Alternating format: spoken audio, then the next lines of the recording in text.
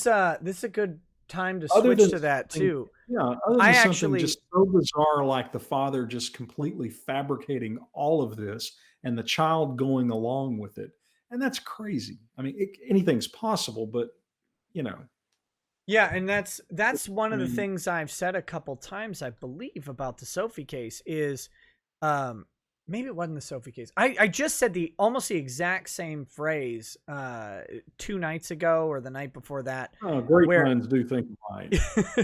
it's So, it's so that do senile minds, by the way. But that's anyway. listen, but we let's, don't know let's it. say let's say with great minds. So that sounds better. But it's it's this idea that nothing is this straightforward, or is straightforward at all when you get into the law. There's always something that makes the issue more than what you're seeing. And that doesn't necessarily mean that the decision has to be like the decision could be still straightforward, but there's a story that leads to what happened. And in the Sophie Mhm. case, like there is a massive backstory to how we get to this point, and we don't know it right now. And I'm hoping we get to learn more of it. But like, okay, just some food for thought. It's a little weird for Sophie's mom to suddenly start being horrifically abusive. Like that's a weird But thing. it wasn't. But she didn't have custody of her kids, though, right? I No, but mean, which is itself bizarre. she was married to Michael.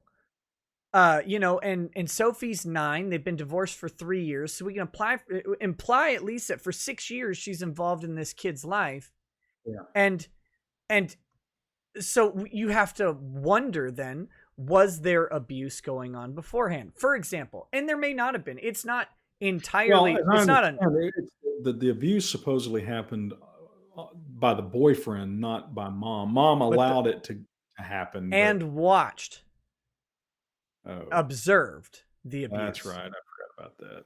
And Ugh. so, but I mean, the boyfriend could have triggered it all. A drug addiction could have triggered stuff. Oh yeah. Um, Well, but no. but again, just like there are 9 years of backstory to this little girl and this mom that we don't know. And so it's like, What I want to know is how does this happen, Nick? How does a parent? Okay, what the stream needs to understand is Texas has an almost irrebuttable presumption that both parents should be involved in a child's life. It right, is damn near impossible for a parent, particularly a mother. I mean, yeah, in theory, there should be no distinction between mothers and fathers, but in the real world, there are. But for a mother to not to basically lose all access to her kid, that's you've really got to try hard to accomplish that. And right, so that goes on for 3 years, and then out of the blue, suddenly a judge decides that we need to give the kid back to her. right, I'm sorry, exactly. what WTF, as the children say. Yeah. So we've got two big gaping holes and questions Yeah, in this story. One, how does like, yes, both, there's a presumption that both parents are going to have access to the children. But let me rephrase that presumption accurately. There's a okay. presumption that both parents, but especially the mother, will have Yes. access to that children. That's how I'd family say court works. as a practical matter, yes. It shouldn't be Yeah. that way in theory, but that yes, Yeah, and there's a legally definite it's not written that way legally, but no. practically that's how it works out. The reality is those are the odds. Yeah. And Yeah, so you take 1,000,000 kids abandoned by their parents. Guess what? Most of the abandoning parents are gonna be men. You know, yeah. that's that's just playing the odds. And the legal system, is designed at the end of the day to actually solve problems, and it's going to be responsive to that. Our high minded ideals about gender equality notwithstanding, but Right. for a mother to find herself at that point is itself extraordinary, um, very unusual. Yeah, so there's a big question there. How does what set of facts are presented to a Texas judge to remove custody of the minor to the mother? And then the second question is what set of facts? And this, honestly, I've seen stuff like this where it was a complete fabrication Mhm. um, that happens. But what set of facts are presented to the subsequent hearing to get the access transferred back to the mom who didn't have access to the kid and away from the dad who did. Like what stories had to be told? How did they justify it? How did they frame it? And those are complicated questions that it doesn't mean that any of it's even true or real. It's just, these are weird facts that we have to resolve. In the stream, Tina Perez makes a comment that God, I hope, is not correct, but I fear she's probably right. Many Uh, women give their daughters to new boyfriends to make them happy. They don't want to be without a man. that is one of the most depressing things I've ever heard. And even if it happens once, it's too many times. And you know it Yeah, happens more than that. yeah, and that's the thing too, guys. I mean, for the stream to understand is this is hard to talk about when you're a parent. Those of y'all who are not parents, it's hard to talk about. It's especially hard to talk about if you have daughters. This is, you know, uh, I'm sorry, this judge needs to be held accountable and needs to be basically court-martialed and required to defend this decision. And maybe maybe it seems, you know, on a par with the odds of a meteor hitting, destroying civilization in the next 24 hours, but seems highly unlikely. But maybe this is a complete fabrication on the part of the father. That's possible. Seems extraordinarily unlikely. And how do you swing that pendulum? This is not a case where the judge said, okay, we're going to shift back to some kind of joint custody until this gets sorted out. She went from mom has no access to here, mom, here are the kids. Now, I'm sorry. There ought to be a very high level of evidence that was in the best interest of the child. And it better not be some damn judge playing God. Yeah. I fear that's, if I was a betting man, and I'm probably going to get myself in trouble with the State Bar of Texas, but fuck them. I don't care. Judges that play God ought to be taken out and shot because they're jacking with people's lives. And that's a first thought when you were telling me about this case. I think I said that in our conversation was the first thing that pops into my mind is, so when did this judge forget that she's dealing with real people's lives and that her rulings actually have real world consequences? When did that no longer matter to her? Now that may be grossly unfair to the judge. As I said, this may be, but I'm sorry, to get the court off the hook in this case, you'd have to have strong evidence that this is a complete fabrication by the father, that somehow he got the 9-year-old daughter to go along completely with it without there being any inconsistencies or problems or anything like that. And by the way, where the fuck was CPS in all this? They were there. Oh, they were involved. That's the other thing. CPS was involved. There was an amicus attorney, I assume, appointed to advocate on behalf of the child. Yeah.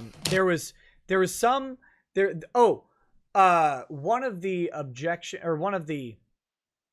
requests that the dad's attorney made to the judge that the judge didn't rule on at the time was that because the judge said that she didn't want the daughter being taken to a doctor or like a psychiatrist for a forensic evaluation because she had already endured a couple forensic evaluations and she didn't think that revisiting the trauma was in the best interest of the child or some shit like that.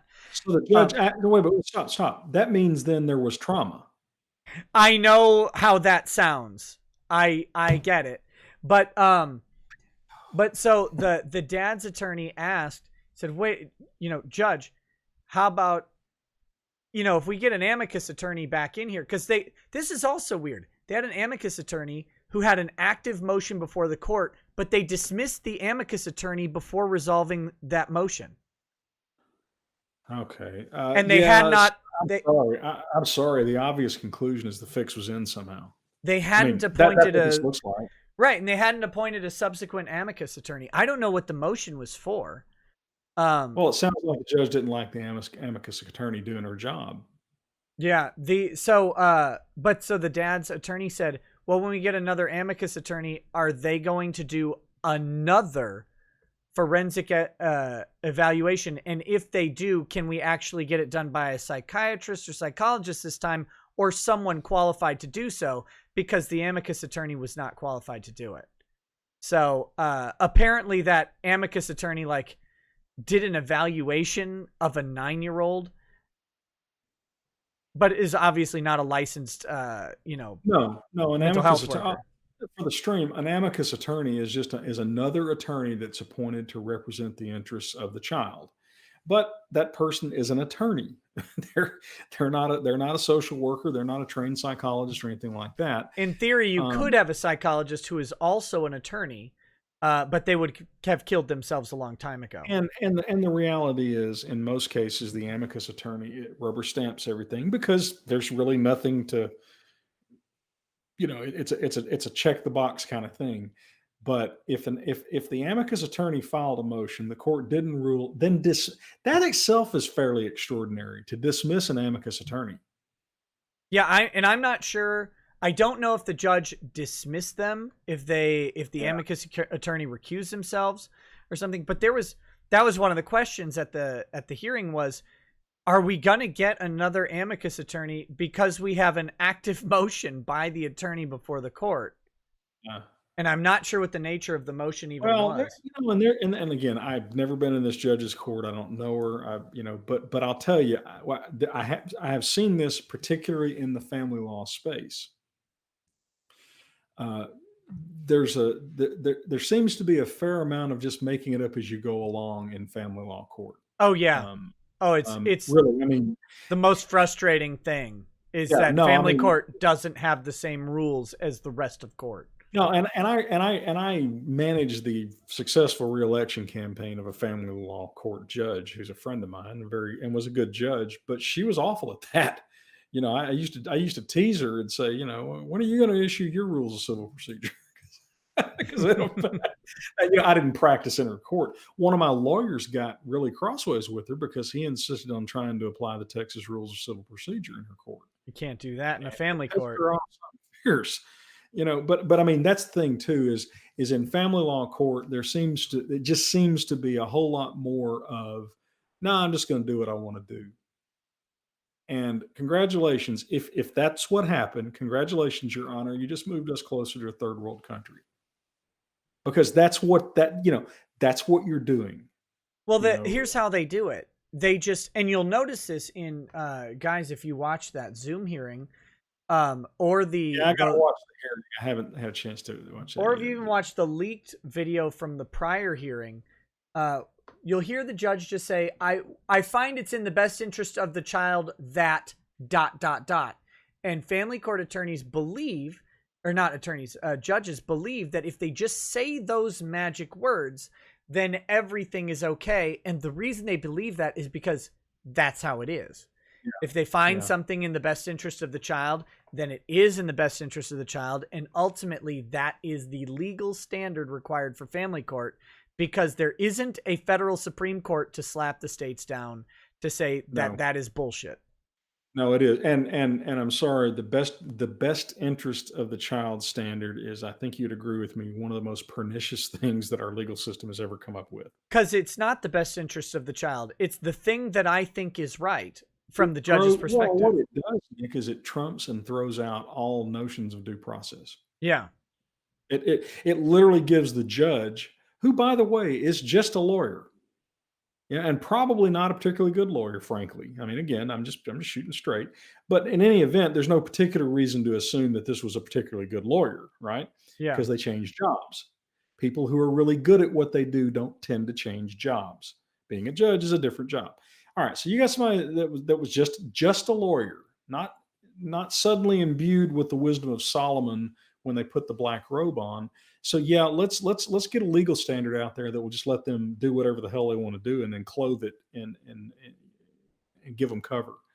Um, yeah, it's there, and we've had, we've defended clients from CPS. That's one of the things that I've actually done.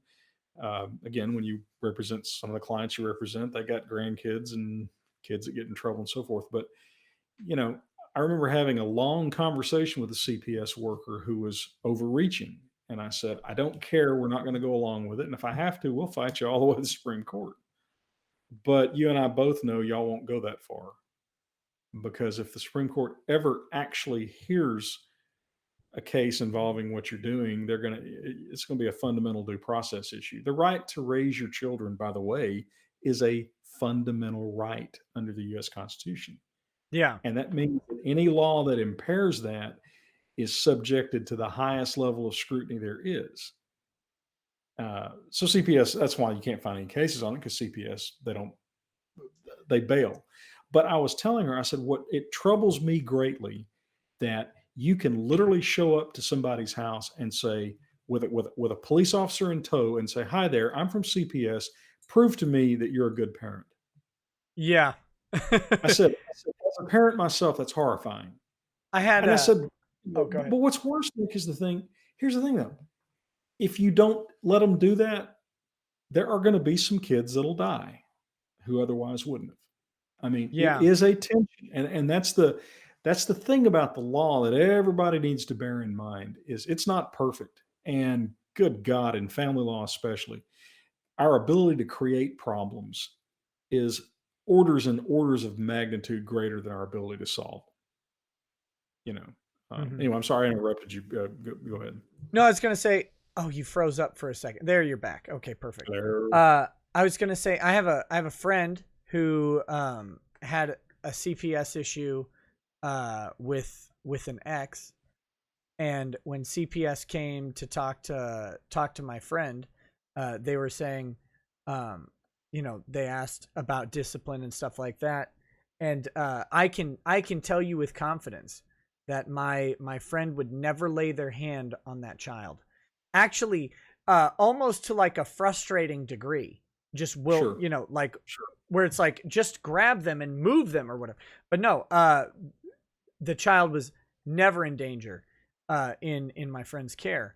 But one of the things my friend would do is send the child to their room when they were having a fit and close the door, right? And CPS is there to actually investigate the ex, because the ex had used some force that was, in my opinion, and I think I'm not going to get into it, but many people's opinion, inappropriate. Now, not saying that they were malicious. They had used an inappropriate level of force, and there were some questions about their ability to raise a child, and maybe they should get some parenting classes or something. Okay. Mm-hmm. But when they interviewed my friend, and they're like, "Wait, you put your child in the room and close the door?"